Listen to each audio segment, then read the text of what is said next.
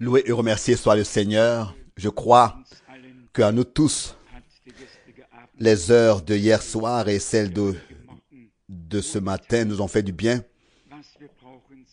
Ce dont nous avons besoin, ce sont les heures qui nous rapprochent du Seigneur, dans lesquelles nous ressentons qu'il est proche de nous et qu'il parle avec nous et que nous réagissons, nous répondons. Et cet après-midi, nous allons donc être brefs et nous nous rappelons du premier amour et du premier feu qui brûlait dans notre cœur. Peut-être que chez les uns, c'est 10 ans en arrière, ou bien les autres 15 ans en arrière, chez les 30 ans en arrière, je ne sais pas, bien 20 ans en arrière, je ne sais pas. Mais tous ceux qui ont été saisis dans leur vie de l'amour de Dieu, nous nous rappelons de ce temps très bien. Et nous nous réjouissons avec tous ceux qui, nouvellement, sont saisis. Et il n'y a aucune meilleure réunion que les réunions où il y a des nouveaux convertis et des nouvelles personnes qui arrivent. Et là, alors les visages sont plus gais. Et ceux qui sont attristés se réjouissent. Alors il y a encore quelque chose qui se passe. Et ça, nous le souhaitons aussi de tout notre cœur, que de nouveau une nouvelle joie vienne. Vu extérieurement, d'un point de vue purement extérieur, c'était l'une des plus belles régions, la Prusse orientale, comme la RDA, avec les beaux plateaux. C'est ainsi que tout là-bas aboutit dans ces beaux lacs. C'est les régions les plus belles que nous avions. Mais l'extérieur n'est pas important. Nous sommes reconnaissants de ce que nous ne sommes pas orientés aux choses extérieures, mais aux choses spirituelles. Vu terrestrement, cet endroit ici, maintenant j'utilise un mot français, est la région la plus triste qui existe. Triste, ça veut dire triste en français. Et donc triste. Donc, en ce qui concerne le paysage, c'est la région la plus triste, c'est la région la plus triste. Mais Dieu peut apporter de l'enthousiasme aussi dans de telles régions. Vous savez, quand vous allez en Palestine, extérieurement, il n'y avait rien à voir. Mais le Seigneur a justement choisi de tels endroits, de telles régions. Et il les a rendus connus dans le monde entier. Qui est-ce que Dieu choisit aujourd'hui? Pas ceux qui sont vus, qui sont populaires. Il choisit ceux que personne aurait invité. Et c'est justement ces hommes qu'il a conviés, qu'il a invités pour en faire la gloire de sa grâce. Pendant que nous chantions des cantiques, des chœurs, cette pensée m'est venue alors que nous avions chanté concernant suivre Jésus, je suis décidé à suivre Jésus et de plus revenir. Il n'y a plus de retour pour nous. Mais, alors que la parole suivait, alors j'ai dû penser, alors que notre Seigneur disait, celui qui veut me suivre, qu'il prenne sa croix sur lui et me suive ensuite ainsi. La plupart veulent suivre le Seigneur. Comme ça, sans croix. Au-dessus des montagnes, et non, c'est pas possible. En suivant le Seigneur, nous devons porter la croix. Il y a une croix à porter en le suivant. Il y a de l'opprobre à porter. Et c'est seulement à la fin que nous pourrons changer cette opprobre et cette croix avec la gloire. Alors que notre Seigneur entrait à Jérusalem au dimanche de Palme, c'était le 2 avril autrefois, tous ont chanté. Hosiana, celui qui vient au nom du Seigneur. Hosiana, le roi. Et quelques jours plus tard, le roi n'a pas été couronné. Il a été crucifié. Et ils se sont égarés. Ils ne savaient plus comment joindre les choses ensemble. Et ils ont dit, mais nous avons pensé qu'il rachèterait, ressauverait Israël. Cela est venu tout à fait différemment qu'il s'était représenté. Mais c'est arrivé comme Dieu l'avait planifié, comme Dieu l'avait ordonné. Et nous aussi, nous devons en toutes choses nous insérer, nous soumettre. Mieux nous le faisons et mieux c'est. Car si nous savons que tout est déterminé par Dieu comme ça, alors mieux nous sommes satisfaits et plus Dieu pourra avec nous atteindre le but. Les deux frères qui ont parlé, nous leur souhaitons les riches bénédictions de Dieu et très officiellement, nous voulons à notre frère qui voyage demain, qui repart demain, nous voulons lui remettre des salutations adressées à tous ceux qui aiment le Seigneur et son apparition. Et il y a un frère en Suisse qui est très proche de moi et il ajoute toujours à cette parole une phrase. Il disait, salut tous ceux qui aiment la venue du Seigneur et aussi notre venue. Qui aime la venue du Seigneur et aussi notre venue. Il veut dire par là, si quelqu'un aime la venue du Seigneur, alors il aime aussi ceux qui aiment sa venue. Et cela va ensemble. Et d'abord, j'ai pensé à cela. J'ai dit, mais un moment, mais est-ce qu'il ne va pas un peu trop loin? La venue de notre Seigneur et aussi notre venue, aimer notre venue aussi, etc. Mais là, il y a une très grande vérité, une grande partie de vérité dedans. Celui qui aime le Seigneur ou bien alors sa venue, et il le dit seulement de sa bouche, et il préfère voir repartir ceux qui viennent et qui aiment le Seigneur. Mais c'est pas possible. Celui qui aime le Seigneur, il aime aussi tous ceux qui sont nés de Dieu. C'est ainsi que c'est écrit dans la Bible, dans la Sainte Écriture. C'est ainsi que Jean l'a écrit dans la première épître, et c'est ainsi que c'est vrai. Sur ce que notre frère a exposé, nous nous réjouissons tous. Ces vieilles réunions ont quelque chose en soi, où celui qui parle est presque au pied des gens.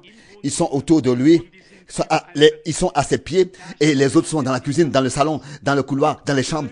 Et là, ça se passe le mieux. De telles réunions ont quelque chose en soi de bien, où on est tassé comme ça dans une maison. Et vous savez, elles ont un autre caractère. Et vous savez, il y a deux sortes de réunions dans les maisons.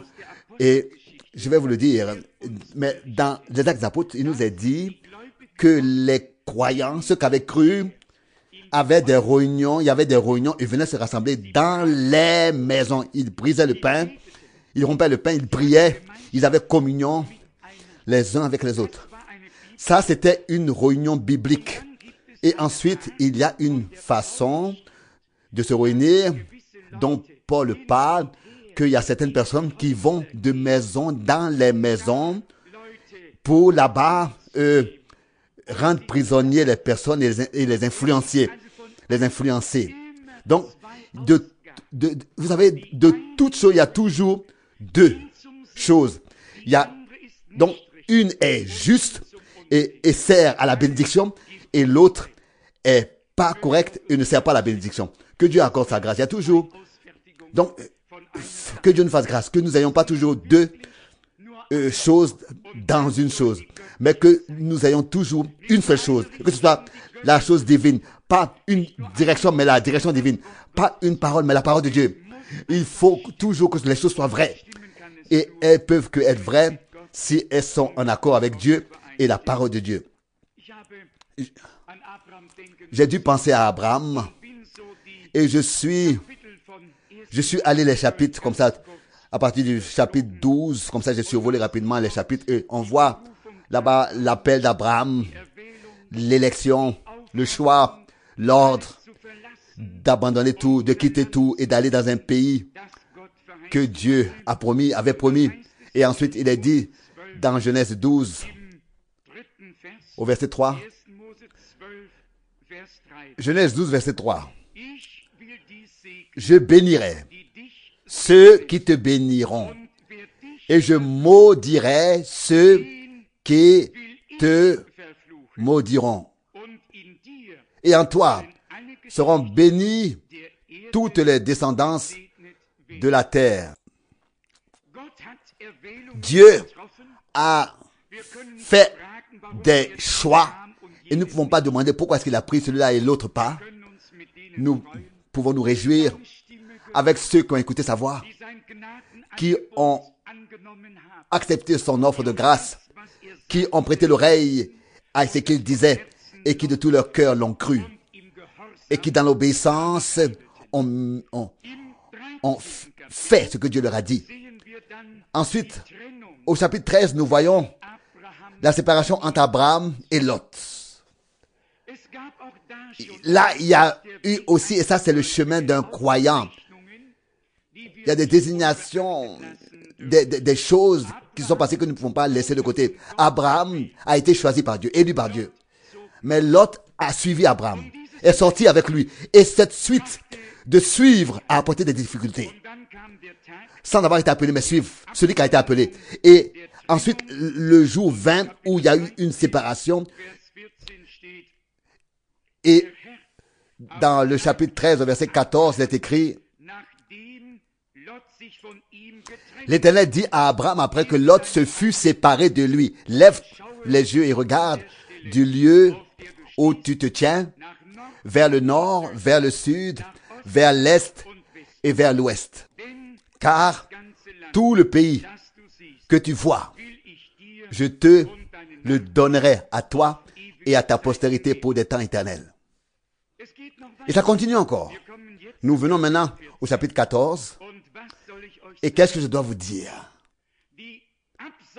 La séparation, ou bien alors, la séparation est toujours douloureuse pour les élus, pas les autres. Pas les autres. Pour eux, ce n'est même pas une douleur, qu'il y ait une division, qu'il y ait une séparation. Tel que Lot, ils regardent à leur privilège, à leur avantage, si c'est vraiment un avantage, le temps le montrera, mais eux, ils regardent comme Lot a regardé. Lot a choisi la plus belle région qu'avait la meilleure apparence. Ça a été sa décision. Mais quand Lot a eu des problèmes, a eu des difficultés et avait vécu une défaite, qui est celui qui a rassemblé ces hommes pour aider cet homme? La partie élue n'a pas abandonné les appelés. Quand Abraham a appris que Lot avait des problèmes, il lui a proposé tout ce qui était né dans sa maison, que ce soit tous les hommes qui pouvaient combattre pour aller délivrer cet homme, pour l'aider. Et que ça, ce sont tes sentiments, ce sont mes sentiments. Il faut que cela soit tes sentiments. Si nous sommes des enfants d'Abraham et si nous appartenons aux élus, quand les autres se séparent de nous, nous quittent, se divisent, ou bien nous abandonnent, ou bien nous quittent. Mais nous ne devons pas les abandonner et les quitter.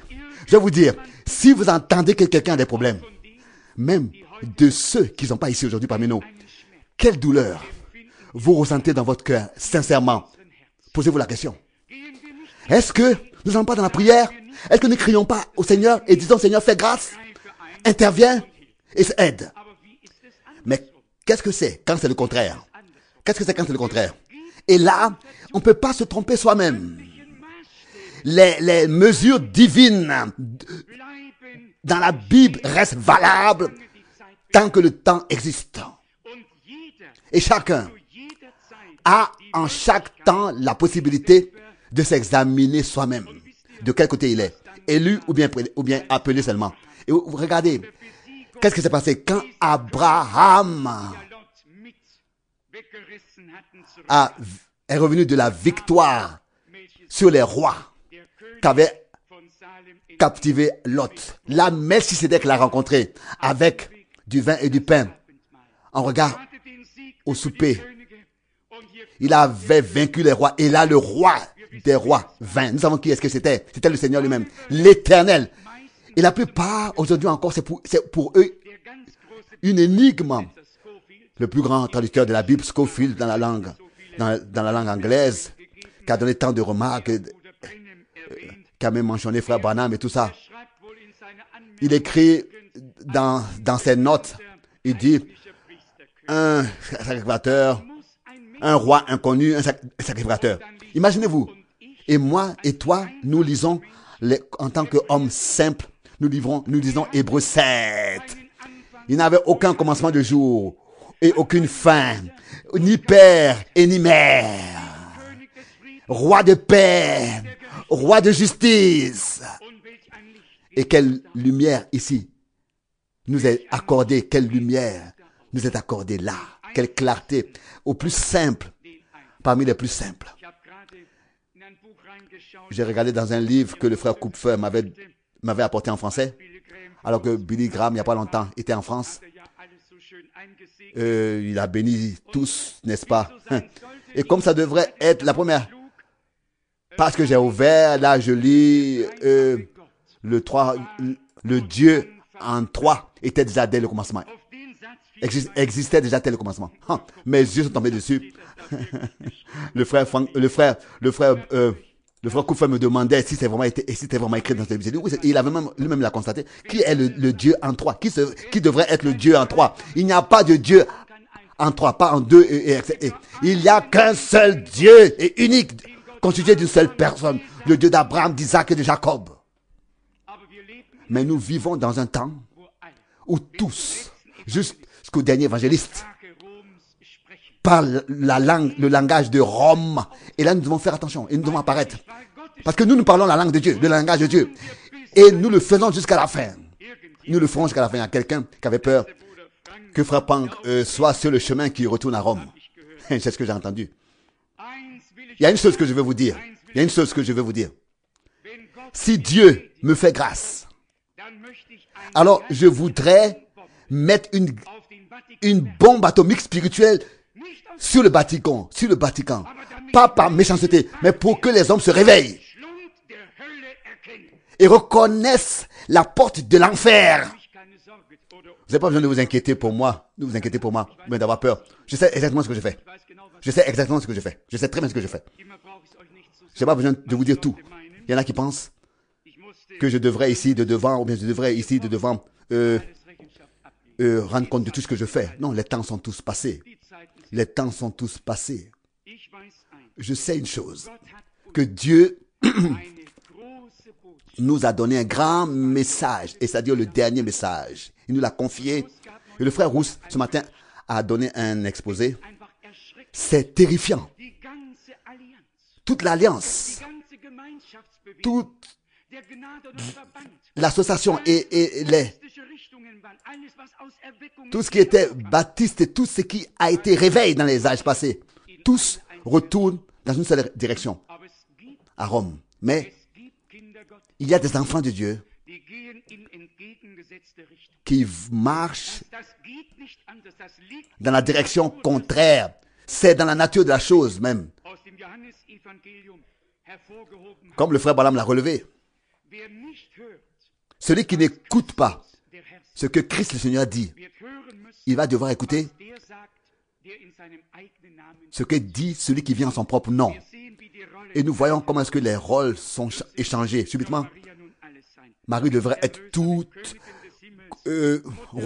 reine du ciel, mère de tous les croyants, de tous les chrétiens, co-rédemptrice, etc.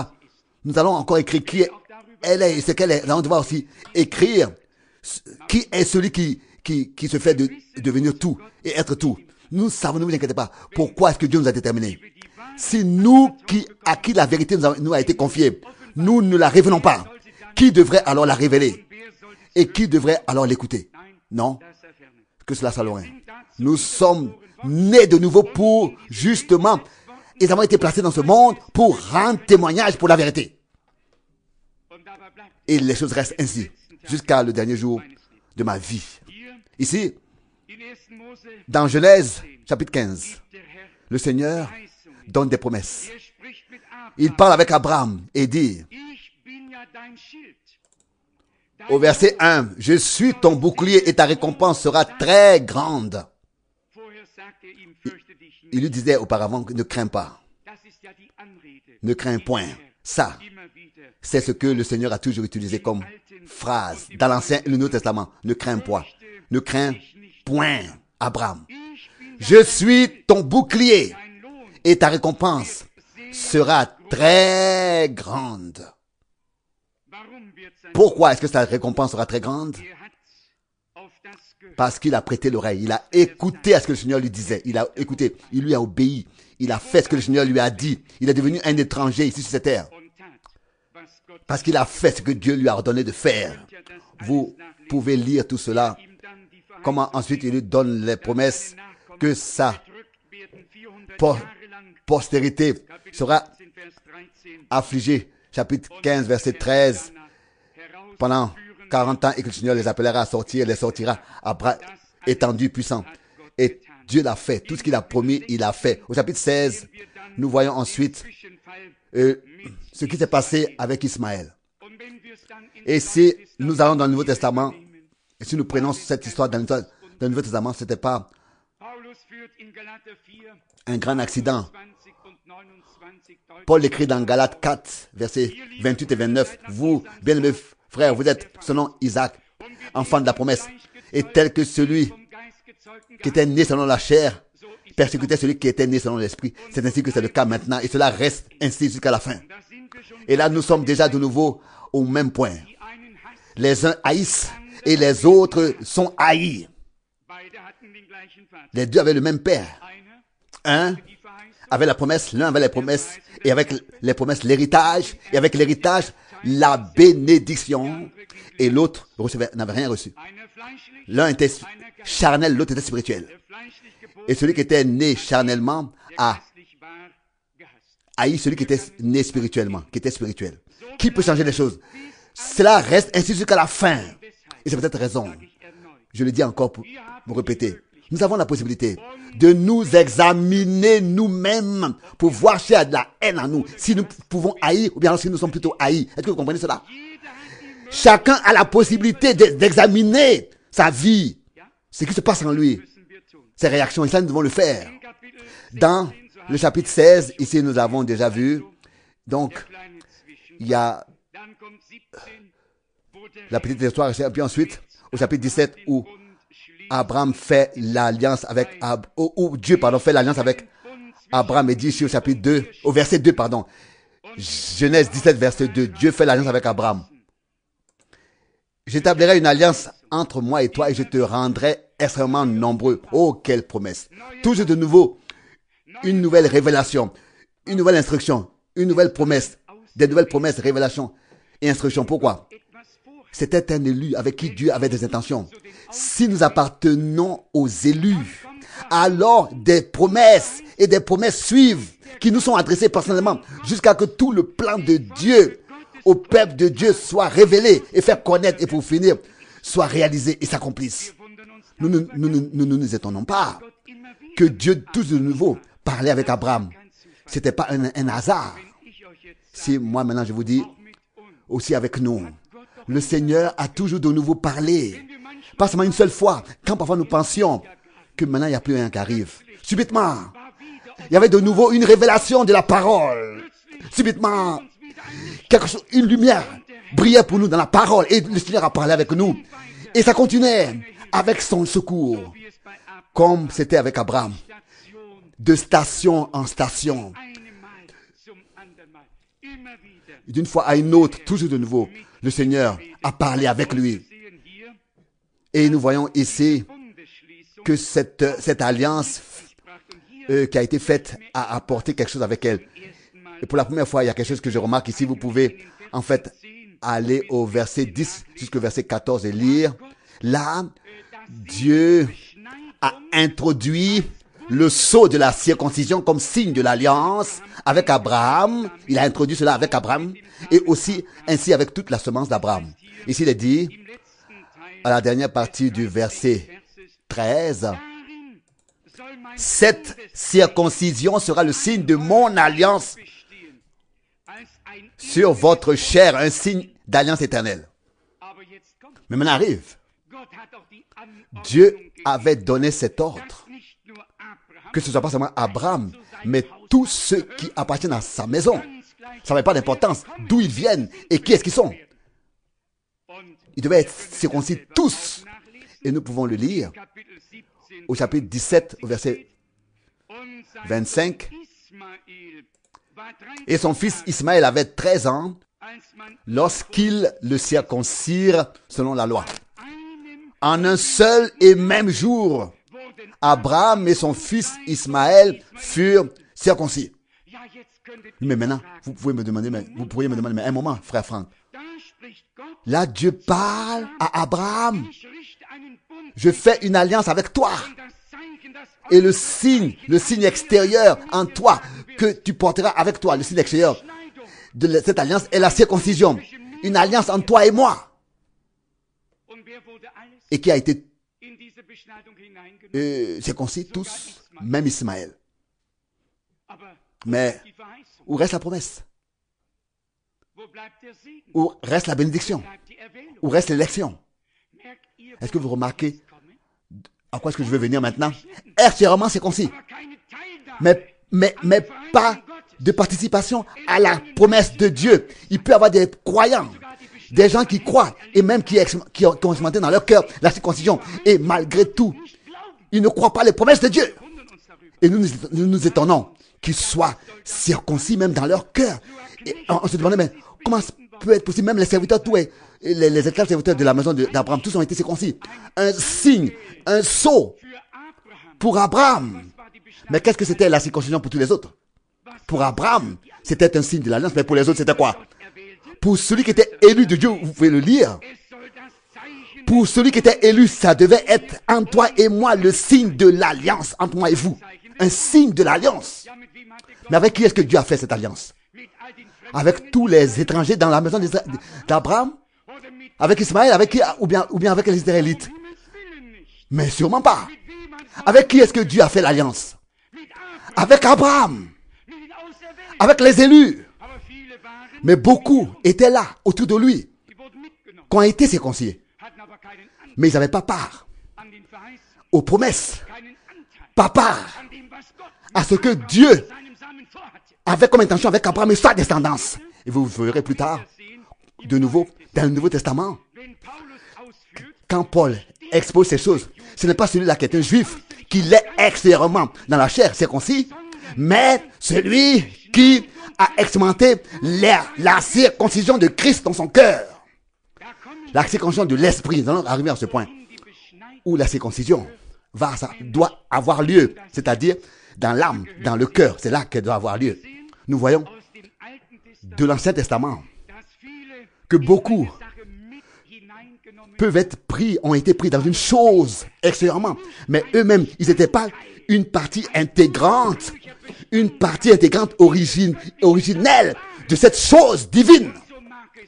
Et c'est comme ça que cela a dû être dans tous les âges de l'Église. Beaucoup étaient présents, mais ils n'étaient pas une partie intégrante, originelle de la chose divine avec l'alliance faite, avec la promesse et la parole. Ils n'ont fait que suivre. Quand Abraham sortait, il sortait aussi. Quand il s'arrêtait quelque part, il s'arrêtait aussi. Mais l'alliance et la promesse et les promesses, l'histoire du salut était avec Abraham et sa semence. Mais bien aimé, sans pas besoin de continuer ces pensées, nous pourrions ici aller d'écriture en écriture et tirer les comparaisons et les continuer. Car la Bible dit dans le Nouveau Testament que tout ce qui a été écrit à cause de nous. Et quand nous lisons les Écritures, nous apprenons comment est-ce que Dieu a eu les choses, a conduit les choses. Nous apprenons, nous voyons comment est-ce que les voies de Dieu sont. Et les voies de Dieu aujourd'hui, avec son peuple, pour reconnaître les voies de Dieu avec son peuple aujourd'hui, nous devons les observer comment est-ce qu'elles ont été depuis le commencement. Pas tous ceux qui suivent. Extérieurement, c'est une partie de la chose. Quand Moïse a été envoyé en Égypte pour faire sortir Israël, on peut lire plus tard que beaucoup de peuples mixtes sont sortis avec eux. La délivrance était pour les élus, mais beaucoup sont sortis. Abraham est sorti, Lot est sorti avec lui. Abraham a été circoncis comme une alliance perpétuelle de Dieu, et tous ceux qui étaient de sa maison ont été circoncis aussi avec Ismaël à 13 ans. Mais qu'est-ce que cela leur a servi? Rien du tout. Dieu avait son alliance qu'il a faite avec Abraham, avec Dieu. Et nous, il ne faut pas qu'il y ait seulement une chose, mais tout doit d'une manière harmonieuse être en accord. La parole de la promesse, l'appel à sortir, l'obéissance, de croire ce que Dieu a dit et d'obéir. Il faut que tout, si nous sommes des élus, tout doit être en harmonie ensemble, en accord et exister dans notre vie. Et je crois que Dieu nous conduit en ce que maintenant à la fin une harmonie, un accord harmonieux, un accord et donc avec Dieu et son peuple sera atteint. Ne regardez pas aux choses extérieures. Ne disons pas oui, ici et là, il y a aussi une circoncision. Tout va ensemble.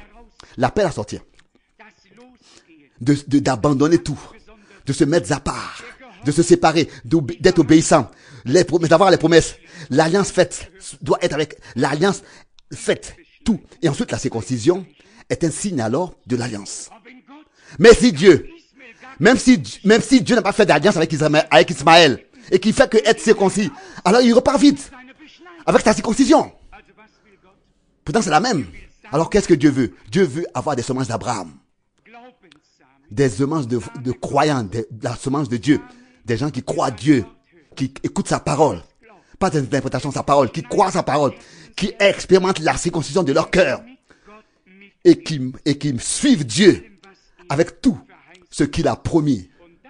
Et alors, c'est en cela que sera reconnu et révélé qui est de la semence de la foi d'Abraham. Et qui était Abraham? Vous pouvez le lire, vous savez. Tara, son père, déjà, dans son cœur, avait le désir d'aller dans le pays de Canaan. Et il est resté à Charan et il est mort. Mais déjà, le père d'Abraham avait dans son cœur d'aller à Canaan.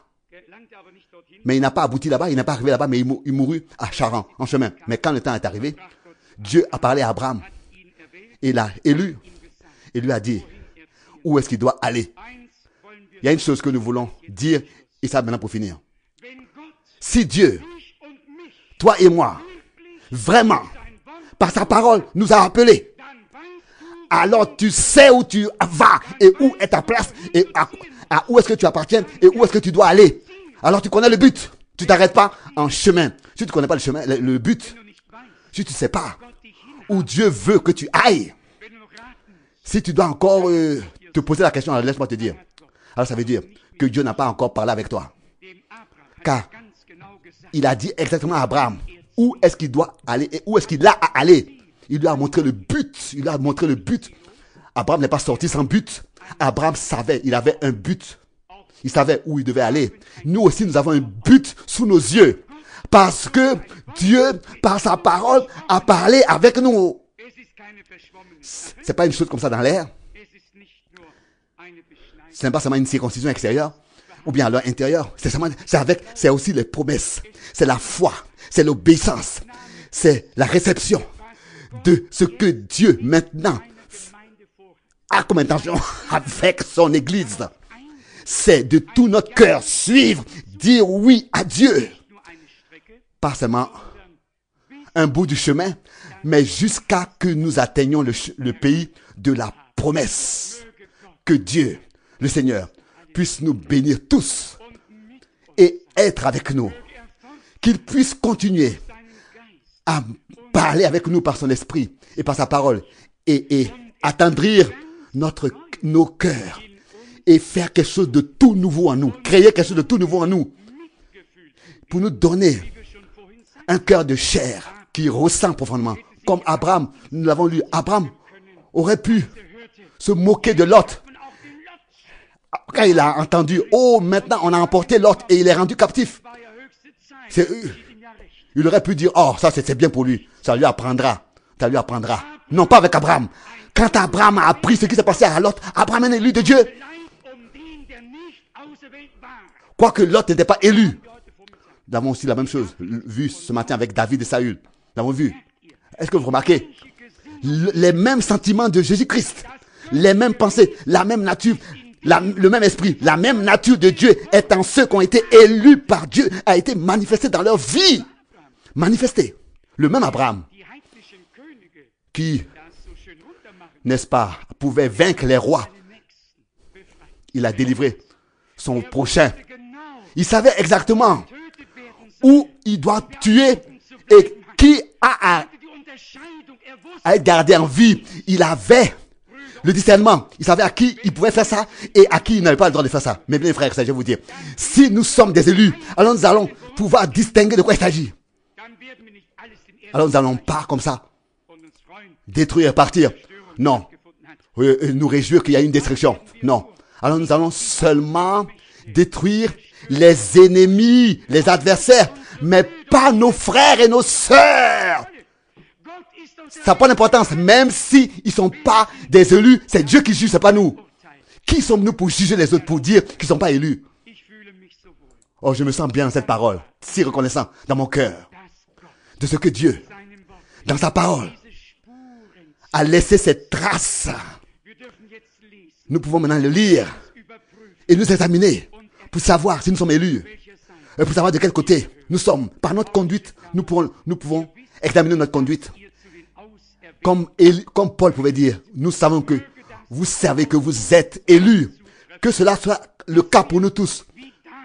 Que comme David, comme Abraham, comme tous les prophètes, oui, comme Moïse, nous puissions tomber dans la brèche et crier pour les autres et dire, Seigneur, ôte mon nom du livre de vie, mais laisse le peuple pour que nos ennemis ne disent pas, tu n'as pas amené ton œuvre à l'achèvement. Pourquoi il s'agissait pour Moïse?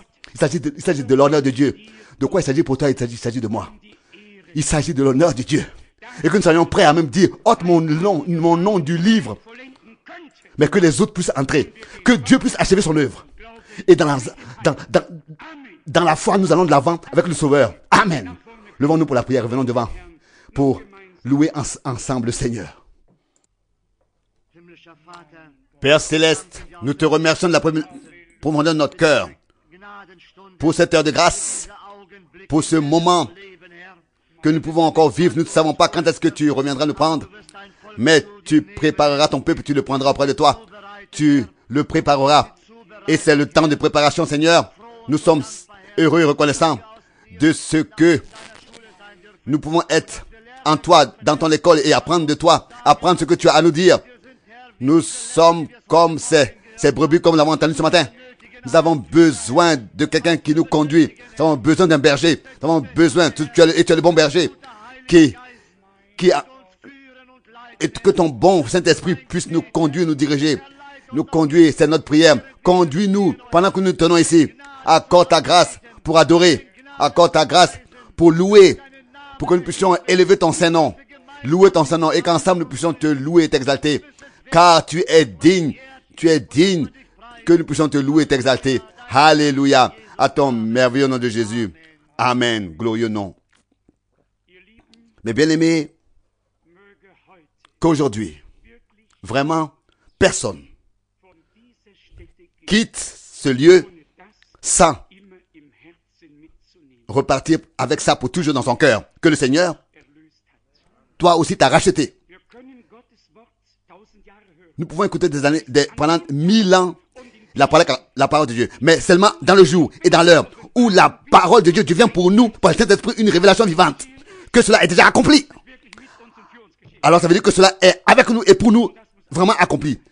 Et cela peut être aujourd'hui le cas. Mais bien aimé, celui qui meurt aujourd'hui, meurt dans son péché, meurt dans le péché de son incrédulité, parce qu'il n'a pas cru ce que le Fils de Dieu a fait pour lui sur la croix à Golgotha. Crois au Seigneur Jésus-Christ. Et toi et ta famille, tu seras sauvé. Ça, c'est la promesse. Et elle reste vraie éternellement. Et nous la prenons avec nous à la maison. Le ciel et la terre passeront, brûleront. Mais celui qui croit, constatera, verra que la parole de Dieu reste éternellement vraie. Père Céleste, j'ai encore pour moi et pour nous tous une requête très particulière sur le cœur. Que nous puissions dès cette heure seulement parler dans la foi.